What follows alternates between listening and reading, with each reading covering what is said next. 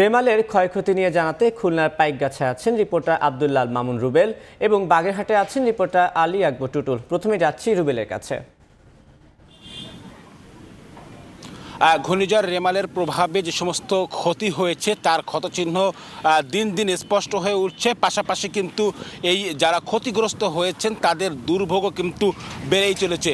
খুলনায় বিভিন্ন স্থানে যে বেড়িবাঁধ ভেঙে গিয়েছে এবং অনেকেরই কিন্তু বাড়িঘর নদী পাড়ে যারা বাস করেন তাদের বাড়িঘর তলিয়ে গিয়েছে। আমি এই মুহূর্তে খুলনার পাইকগাছা উপজেলায় রয়েছি এবং এই জায়গাটিতে যে নদীটিতে আপনারা ছবিতে দেখতে পাচ্ছেন ঠিক তার পাশে বেশ কিছু বাড়িঘর ছিল, সেই বাড়িঘর কিন্তু ভেঙে গিয়েছে এবং এখানকার যারা স্থানীয়রা রয়েছেন তারা কিন্তু সেসব বাড়িঘর সংস্কার করার জন্য কিংবা বাড়িঘর পুনর্নির্মাণের জন্য চেষ্টাটি করছেন। আমরা এখানে ছবিতে দেখতে পাচ্ছি একদম নদীর গা ঘেঁষে বেশ কিছু বাড়ি ছিল যার পুরোটাই কিন্তু এই ঘূর্ণিঝড় রেমালে একেবারেই নিমজ্জিত হয়ে ভেঙে গিয়েছে।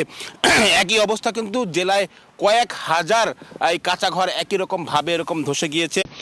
বেড়িবাঁধ ভেঙেছে পুরো খুলনার পাইকগাছা উপজেলার 21টি স্থানে 55টি পয়েন্টে বেড়িবাঁধ ভেঙে গিয়েছে এবং নদীর পাড় থেকে অসংখ্য এরকম বাড়ি আমরা দেখেছি মানুষ কাজ করে পুনরায় তাদের আসলে বাড়িটি নির্মাণের চেষ্টা করছেন।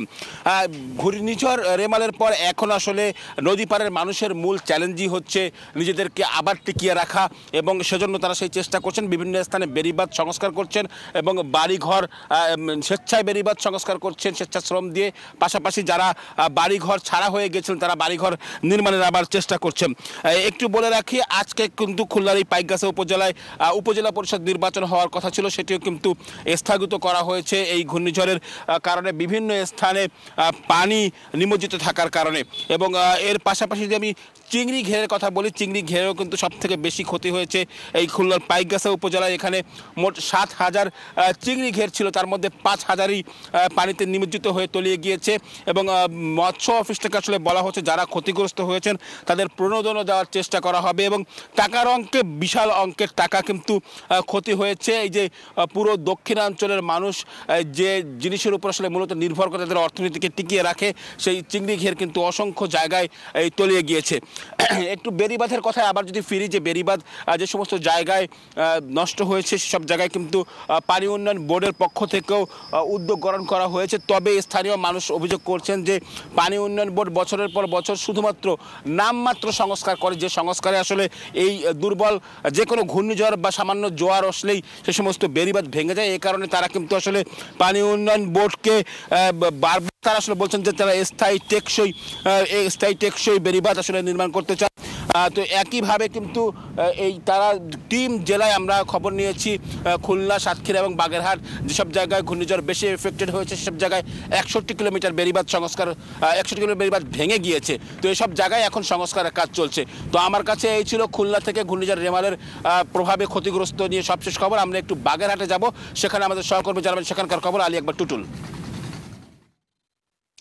বাগেরহাটের একেবারে নিম্ন অঞ্চল কিন্তু গত 4 দিন ধরে এখনো পানিতে নিমজ্জিত রয়েছে এবং অসংখ্য ঘর বাড়ি কিন্তু পানিবন্দী অবস্থায় রয়েছে। আপনি জানেন যে আসলে এবার ঘূর্ণিঝড়ে কিন্তু সেই সিডরের চেয়েও আসলে ভয়াবহ যে আঘাতটা এনেছিল, সেই আঘাতের কারণে কিন্তু মানুষের ক্ষতি কম হলেও মাত্র একজন যে মানুষ গাছ পড়ে মারা গেল, কিন্তু এবার কিন্তু ক্ষয়ক্ষতির পরিমাণ সম্পদের অনেকটা বেশি হয়েছে। যেমন রাস্তাঘাট, শিক্ষা প্রতিষ্ঠান থেকে শুরু করে এবং গাছপালা এবং বসত ঘর সব মিলে যদি বলি যে বাগেরহাটে প্রায় 60,000-এর মতন বাড়ি ঘর আসলে সম্পূর্ণ বা আংশিক ক্ষয়ক্ষতি হয়েছে। তারপরেও কিন্তু এখন জলাবদ্ধতার কারণে কিন্তু আসলে মানুষের নূতন করে আবার সেই দুর্ভোগ আবার সৃষ্টি হয়েছে। কারণ অনেক জায়গায় পানি জোয়ার ভাটার পানি নামতে না পারার কারণে যে মানুষের আসলে এখন অনেক জায়গায় মানবতা। আমি যেখানে আছি বাগেরহাটের পৌরসভার একেবারে খাদ্দার এলাকায় প্রাণকেন্দ্র বলা যায়, সেখানেও কিন্তু এখন পানিতে বেশ কিছু ঘর বাড়ি এবং এমনকি পাকা ভবনের ঘরের সামনেও কিন্তু পানি রয়েছে, যেখানে আসলে মানুষের দুর্ভোগ ক্রমশ বাড়ছে। এখান থেকে যদি পানি আসলে নিষ্কাশন না হয় তাহলে কিন্তু আসলে মানুষের যে বিভিন্ন রকমের পানি রোগ, সেটা চর্মরোগ থেকে শুরু করে বিভিন্ন রকমের রোগে আক্রান্ত হওয়ার সম্ভাবনা রয়েছে। যদি একটু বলি যে আসলে সুন্দরবন সংলগ্ন যে শরণখোলা, মোরেলগঞ্জ এবং রামপাল, এই ৩টা উপজেলায় কিন্তু আজকে যে নির্বাচন হওয়ার কথা ছিল উপজেলা নির্বাচনে, সেই কিন্তু স্থগিত রয়েছে। এর মধ্যেও কিন্তু আসলে মানুষের যে আশা আকাঙ্ক্ষা সেটাও কিন্তু প্রতিরোধ হয়নি। একমাত্র ঝড়ের কারণে কিন্তু মানুষ এখন কিন্তু এবং তারা অনেক কষ্টে রয়েছে। এছাড়া যদি আমি বলি যে বেড়িবাঁধের কিন্তু অনেকটা অংশ কিন্তু আসলে ঝুঁকিপূর্ণ এবং ভেঙে গেছে, সেখানে কিন্তু তারা মেরামতের চেষ্টা করছে পানি উন্নয়ন বোর্ড কর্তৃপক্ষ। আর এছাড়া যদি ত্রাণ সামগ্রী আসলে এখনো পর্যন্ত সেরকম পৌঁছায় নাই, কিন্তু তারপরে মানুষ এখন অনেক জায়গায় খুবই এবং দুর্ভোগের মধ্যে পড়েছে। তবে জলাবদ্ধতার কারণে আসলে মানুষের যে দুর্ভোগটা আরো বাড়িয়ে তুলেছে। এই ছিল আমার কাছে বাগেরহাটের একেবারে প্রাণকেন্দ্র খাদ্দার এলাকা থেকে পানিবন্দী এলাকার মানুষের সবশেষ খবর। এতক্ষণ সরাসরি যুক্ত ছিলাম বাগেরহাট এবং খুলনায়।